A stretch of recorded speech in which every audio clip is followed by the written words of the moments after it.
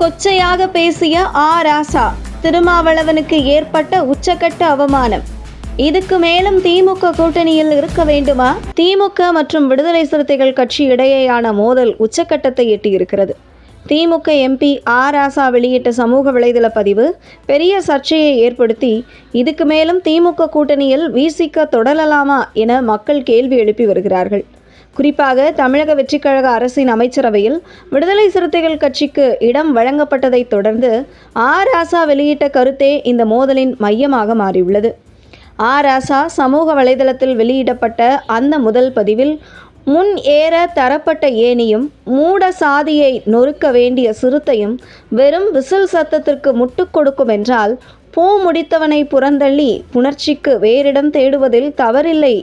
பெரியாரின் காலதேச வர்த்தமானத்திற்கு காத்திருப்போம் என்றாலும் களமாடுவோம், வெற்றி நமக்கே என்று ராசா மிக கொச்சையாக இதுக்கு மேல் விசிகவை அவமானப்படுத்த முடியாது என்பது போன்ற ஒரு கருத்தை பதிவு செய்திருந்தார்.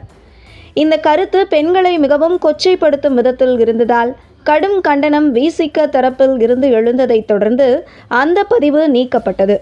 பின்னர் ராசா வெளியிட்ட மற்றொரு பதிவில், என் வீட்டு தோட்டத்து தென்னை கூனி வளைந்து எதிர் வீட்டிற்கு இளநீர் தந்தால் இலக்கியத்தில் அதற்கு பெயர் முடத்தெங்கு, அரசியலில் என்ன பெயர் சூட்டலாம் என மீண்டும் விசிகவை சீண்டும் வகையிலும் அவமானப்படுத்தும் வகையிலும் பதிவு செய்திருந்தது.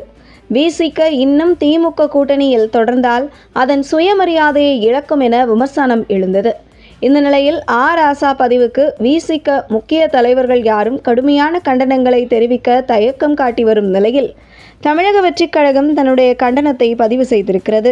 அதில் அதிகார பகிர்வு என்ற மக்களாட்சி கோட்பாடு குறித்த விடுதலை சிறுத்தைகள் கட்சி மற்றும் இந்திய யூனியன் முஸ்லீம் லீக் ஆகிய கட்சிகளின் நிலைப்பாடுகளை கொச்சைப்படுத்தும் விதமாகவும், தார்மீக அரசியல் நாகரிக எல்லைகளை மீறியும் திமுக நாடாளுமன்ற உறுப்பினர் ராசா அவர்கள் தனது சமூக ஊடக பக்கத்தில் பதிவிட்டுள்ள ட்வீட் அநாகரிகத்தின் உச்சம். சமூக நீதி சார்ந்த கட்சிகள் தங்களின் உரிமைகளையோ அல்லது மாற்று அரசியல் கருத்துக்களையோ முன்வைத்தால் அவர்களை தரம் தாழ்ந்து விமர்சிப்பதும் மிரட்டும் தொனியில் பேசுவதும் திமுகவின் அதிகார மமதையையே காட்டுகிறது.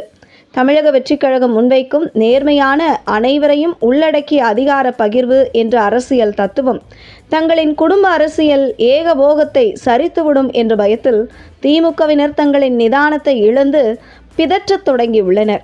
உங்கள் சுயரூபத்தை நீங்களே வெளிப்படுத்தி விட்டீர்கள் என தமிழக வெற்றிக்கழகம் ராசாவுக்கு கண்டனத்தை பதிவு செய்துள்ளது.